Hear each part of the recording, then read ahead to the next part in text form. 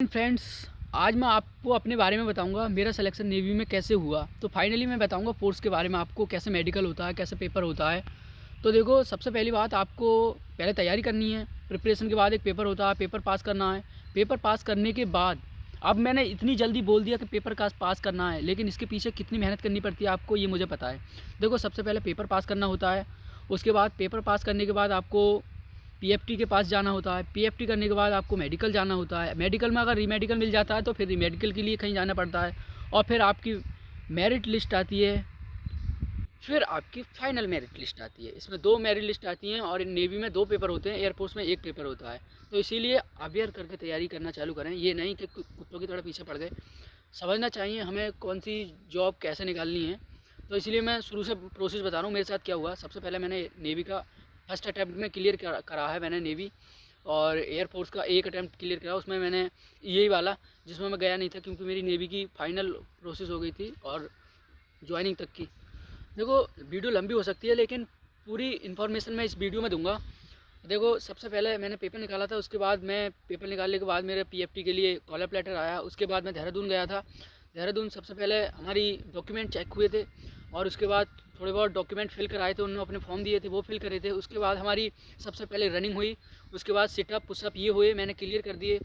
और मैंने कभी फर्स्ट कहीं पर रेस नहीं मारी, लेकिन मैंने देहरादून में अपना परचम लहराया। फर्स्ट रेस मारी मैंने, पहले स्थान पर रहा मैं। तो नेवी में इसका रोल नहीं होता, आप टाइमिंग के अंदर रेस मार दो, इसमें एक्सीलेंट फैक्लेंट कुछ नहीं होता। लेकिन मैं बता रहा हूँ, फिर उसके बाद हमें छोड़ दिया गया कि आप 1 घंटा वो कर सकते हो, रेस्ट कर सकते हो, खाना खा सकते हो, कुछ भी खा सकते हो। फिर उसके बाद हमसे बोला गया कि अब थोड़ी देर बाद आपका पेपर होगा। सेकंड पेपर जो होगा वो ऑफलाइन होता है, वो हुई हुआ था। फिर हमारा पेपर हुआ। पेपर पहले स्टेज से दूसरे स्टेज का पेपर हार्ड आता है। सब बोलते हैं तो दूसरा पेपर नॉर्मल आएगा। नॉर्मल जैसी कोई चीज़ नहीं होती। दूसरा पेपर भी बहुत हार्ड आएगा, सही आएगा, मतलब नॉर्मल करके जाना आप। मैंने दूसरा पेपर दिया, मुझे लग रहा था दूसरे पेपर में गड़बड़ी हुई, लेकिन उसके बाद मेरा जो है दूसरे पेपर में भी क्वालिफाइड हो गया। और फिर उसके बाद क्वालिफाइड मतलब फिर उसके बाद, हाँ सॉरी, पेपर देने के बाद हमसे बोला गया अब थोड़ी देर और वेट करो, फिर आपका आज ही मेडिकल होगा। फिर हमें मेडिकल स्टेज पे ले जाया गया। हमसे बोला सब अपने मतलब अपने कपड़े जो उतार दो, सब हमने कपड़े उतारे और दो दो फ़ोटो के लिए बोल दिया गया। और एक वो दिया गया फॉर्म, उसमें बोला कि ये भर दो। हमने सब एज लिमिट सब भर दी उसमें। उसके बाद हमसे बोला गया कि आप एक बंदा खड़ा होगा और अपने दांत दिखाएगा। मतलब शुरू सबसे पहले दांत और आइज़ और ये डीएनएस ये होती है, नाक जो होती है, मतलब ये जो है सीधी होनी चाहिए, हड्डी टेढ़ी हो जाती है, ये बचपन से होती है। और किसी की तो मुझसे बोला गया तो दांत दिखाओ। तो मैंने ऐसे करके दांत दिखाए थे, तो मेरे दांतों में प्रॉब्लम थी। माँ ने कुछ दिन का मुझे पॉइंट दे दिया गया, तो मुझे पता नहीं था क्या है। फिर उसके बाद धीरे धीरे करके दूसरी प्रोसेस में गया। फिर उसके बाद वो दिखाते हैं, नंबर वाइज दिखाते हैं, वो डायरी में होता है उसके कलर विजन का, वो चेक किया गया। उसके बाद फिर शरीर के अंग चेक करे गए। फिर मुझे 3 पॉइंट मिले उसमें मेडिकल में, जो कि मेडिकल सबसे हार्डेस्ट होता है। नेवी एयरपोर्ट का मेडिकल सबसे हार्डेस्ट होता है। उसके बाद मुझे मालकुजन का दांतों का पॉइंट दिया गया, ईयरबैग्स का पॉइंट दिया गया और स्किन का पॉइंट दिया गया। 3 पॉइंट दिए गए। और फिर री मेडिकल के लिए मुझे बोला गया, शाम हम 5 बजे छोड़ दिए गए मेडिकल करने के बाद। फिर हमें री मेडिकल के लिए बोल दिया गया कि आप एमएच में देहरादून जाइएगा। हम उसके बाद हमें 21 दिन का टाइम मिला। मैंने 21 दिन के अंदर अपने सारे पॉइंट क्लियर कराए हैं। कुछ मुरादाबाद गया था मैंने रोज़ डॉक्टर के पास। फिर मैंने उन्हें चेकअप कराया अपना शरीर का, और जो प्रॉब्लम थी मैंने ठीक करी अपनी तरफ से। फिर मैं मेडिकल के लिए गया था 18 दिन में देहरादून एमएच में, मिलिट्री हॉस्पिटल में, जहाँ मेरा फिर से चेकअप हुआ। रीमेडिकल का पॉइंट ये है कि आपको एक दिन में एक पॉइंट क्लियर हो रहा था। वो मिलिट्री वाले थे, वो बहुत टफेस्ट चेक कर रहे थे, क्योंकि मेडिकल में होता है नॉर्मल डॉक्टर होते हैं वहाँ पर, मतलब ऊपर से देख लेते हैं सही से।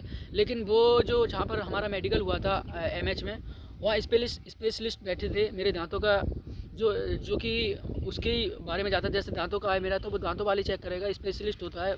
लेकिन वो दांतों के बारे में जानता है। और उसने करा था, फिर कानों के लिए करा था और स्किन के लिए करा था। तो उसके बाद मेरे 3 दिन में धीरे धीरे करके 3 पॉइंट क्लियर हो गए थे।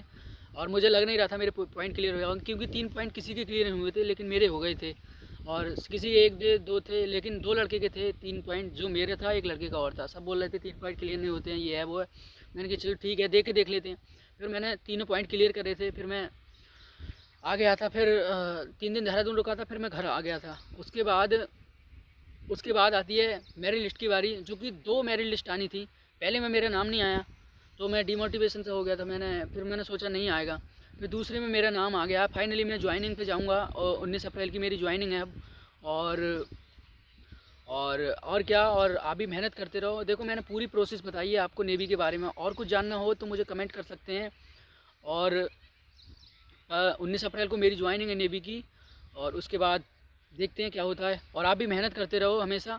देखो जब तक आप मेहनत नहीं करोगे, मैंने भी देहरादून तैयारी की है, मैंने भी अपने आप को घिसा है, उसके बाद मैंने जॉब ली है। और सब बोल देते हैं ऐसे ऐसे वैसे कुछ नहीं मिलती है। आज जब तक मेहनत नहीं करोगे, आपको जब तक कुछ हासिल नहीं होता। और मैंने सब कुछ बता दिया नेवी के बारे में, और अगली वीडियो फिर लाता हूँ। जय हिंद, जय भारत।